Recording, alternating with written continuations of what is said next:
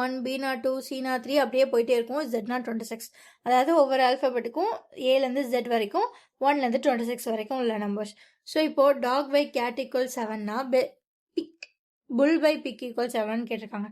So dog by cat equal 7. So டாக்னா என்ன? DOG. அப்போ டிக்கு 4, ஓக்கு 15 and ஜிக்கு 7 divided by cat. சிக்கு 3, ஏக்கு 1, டிக்கு 20. ஸோ ஈக்குவல் 7 வருதான்னு பார்க்கலாம். அப்படின்னா இங்கே ஒவ்வொரு லெட்டர்ஸோட நம்பர்ஸ் போட்டு எல்லாத்தையும் மல்டிப்ளை பண்ணியிருக்காங்கன்னு அர்த்தம். பார்க்கலாமா? 1 3 is 3, 5 3s are 15, 1 5 is 5, 4 5s are 20, 1 4 is 4, 1 4s are 4. So அப்போ ரிமைனிங் 7.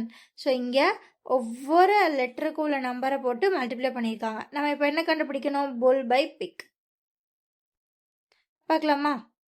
ஸோ பின்னா எத்தனை? 2, யூனா 21, எல்னா 12, எல்னா 12 டிவைடட் பை பிக். பின்னா 16, ஐனா 9 அண்ட் ஜினா 7.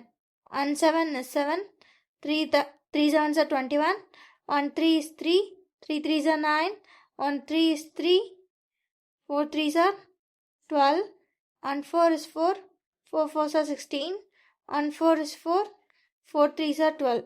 ஸோ அப்போ ரிமைனிங் என்ன இருக்குது? 2 multiplied by 3. ஸோ அப்போ 6. Bull by pig equal 6. Option C. So இங்கே என்ன ஃபார்மேட் ஃபாலோ பண்ணியிருக்காங்க அப்படின்னா ஒவ்வொரு லெட்டர்ஸ்க்கு ஈக்குவலண்ட்டான நம்பர்ஸ் எழுதி எல்லாத்தையும் மல்டிப்ளை பண்ணியிருக்காங்க. ஓகேவா?